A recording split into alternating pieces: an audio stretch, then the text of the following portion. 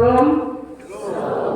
Selamat berbahagia bagi kita semua atas kesempatan indah yang Tuhan masih percayakan bagi kita. Bapak, Mama, saudara-saudara yang saya kasihi dalam Tuhan kita Yesus Kristus, tema yang akan kita renungkan pada ibadah Minggu Sengsara yang ke-7 pada pagi hari ini, yaitu pengorbanan, kasih, dan keadilan Allah bagi dunia melalui jalan salib. Bapak, Ibu, saudara-saudara, dalam kitab Injil Yohanes pasal 18 ayat 28 hingga ayat yang ke-40 merupakan rangkaian cerita yang menggambarkan bagaimana cara Allah menyelamatkan umat manusia, serta bagaimana cara Pilatus maupun orang banyak memperlakukan Yesus. Dan rangkaian ini dimulai dari penangkapan dan sampai kepada kematian Tuhan Yesus di atas kayu salib. Bapak, Mama, perkara Yesus kemudian dibawa ke pengadilan dan ditangani oleh Pilatus, di mana terjadi tanya jawab antara Yesus dan juga Pilatus.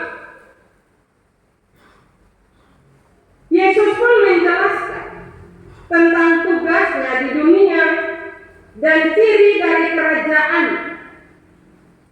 Bapak, Mama, setelah mendengar penjelasan Yesus, apa yang Pilatus lakukan? Pilatus pun bernegosiasi dengan orang-orang Yahudi dengan tujuan untuk membebaskan Yesus, sebab dia tidak menemukan adanya kesalahan pada diri Tuhan Yesus.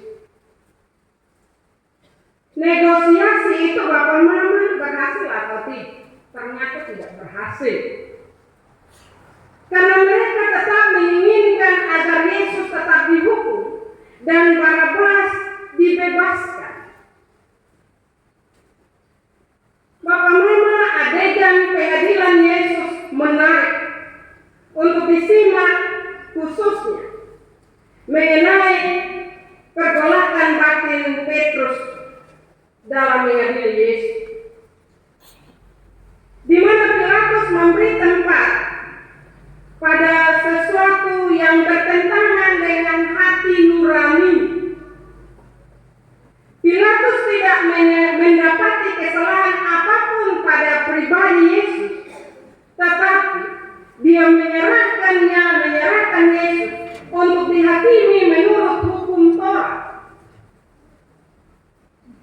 Pilatus berkompromi untuk sesuatu yang diketahuinya salah. Seharusnya ketika dia tidak mendapati kesalahan pada pribadi Yesus, dia bisa mengambil keputusan karena dia yang berkuasa. Tetapi pada kesempatan itu, dia tidak memakai kesempatan yang baik itu.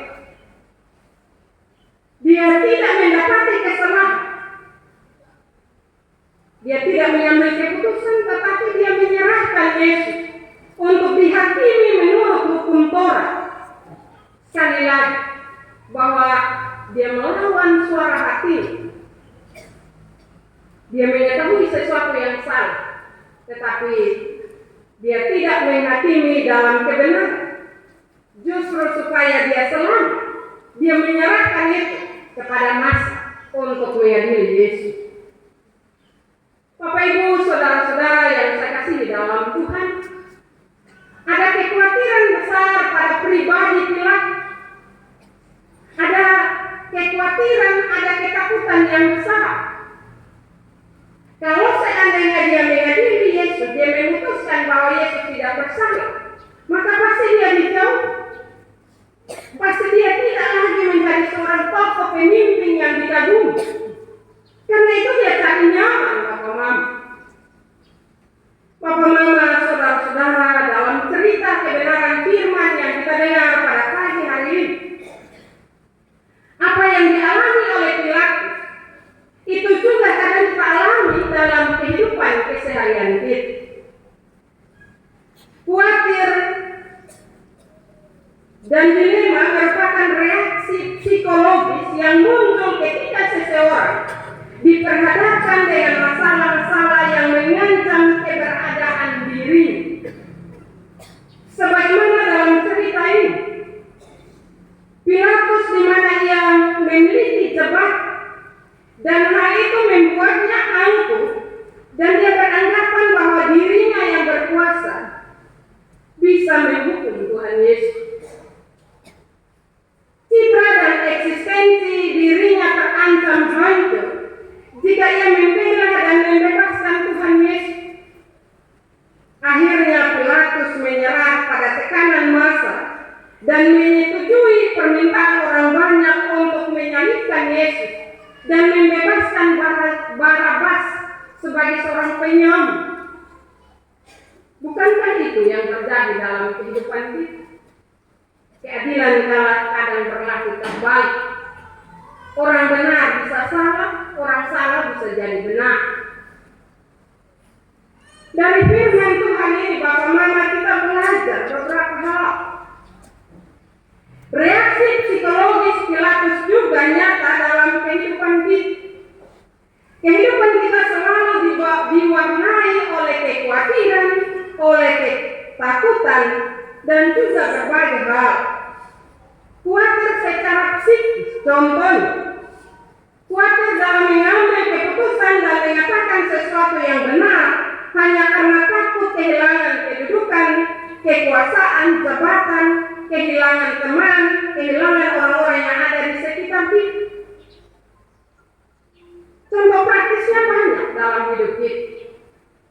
Mungkin kita sebagai istri tahu suami salah, tapi supaya nyaman, kita tidak akan mengatakan kesalahan suami. Kita juga ikut membenarkan apa yang salah. Sadar atau tidak, kadang betul-betul suka Pilatus, saya nggak paham, tapi Pilatus ada pada diri kita. Hal yang berikut, khawatir akan kebutuhan hidup kita sehari-hari. Khawatir benar, pasti Bapak Mama bilang begini, kira-kira mempelita sampai kuat. Tetapi khawatir bukan berarti menjauhkan kita. Saat ini Bapak Mama orang khawatir akan kehidupan kesehariannya, kebutuhan hidupnya. Hari Minggu orang sembarangan gereja. Hari Minggu orang pakai untuk cari nafkah. Kita khawatir terlalu berlebihan. Bapak Mama, saudara-saudara yang saya kasihi dalam Tuhan kita Yesus Kristus. Hal yang berikut khawatir secara spiritualitas. Contoh,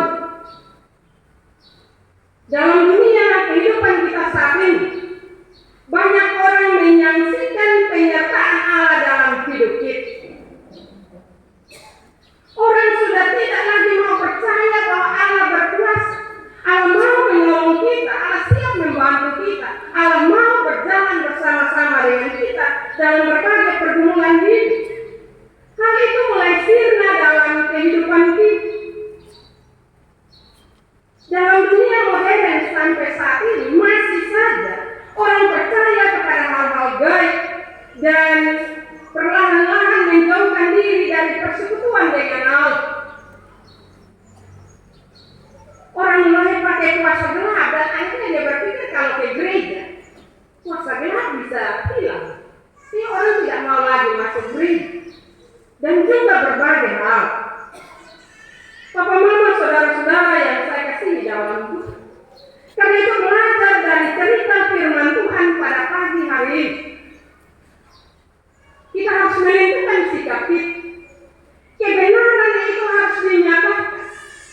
Keadilan itu harus ada dalam kehidupan kita, baik dalam kehidupan keluarga, dalam kehidupan dunia kerja, dalam kehidupan persekutuan, dan dalam kehidupan di mana saja kita berada.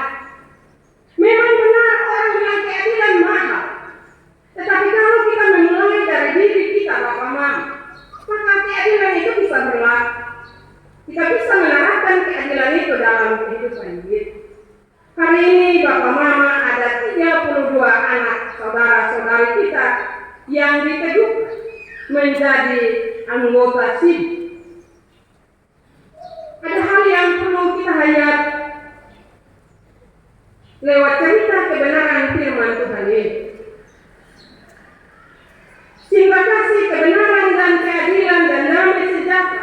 dinyatakan dalam hidup kita setiap hari, terutama dalam keputusan untuk mengikuti Yesus. Kita belajar bahwa kasih dan keadilan itu hanya bisa bertemu melalui pengorbanan. Yesus mengorbankan diri. Dia mengasihi kita, oke. Tetapi dia tidak kompromi dengan dosa. Dia menghukum kita. Tapi dia tidak menghukum kita secara langsung karena kita tidak mampu menjalani hal itu.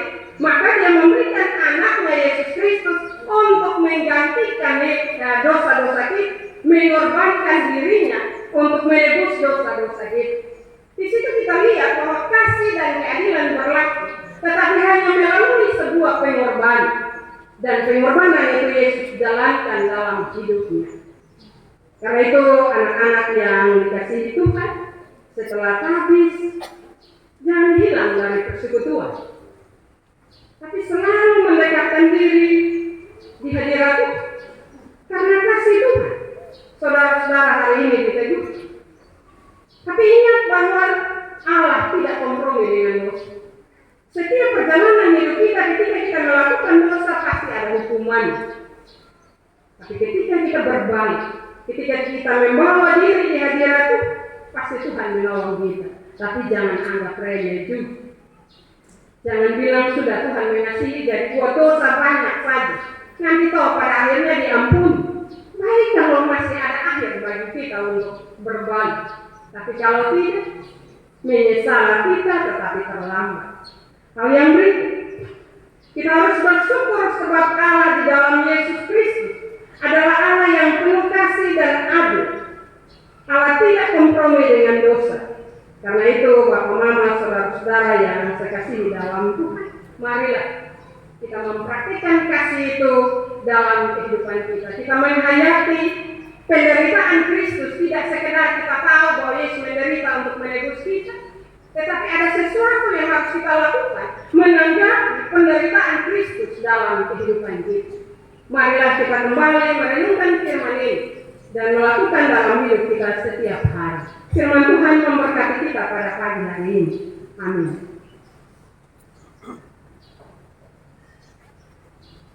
Kesempatan kami berikan kepada saudari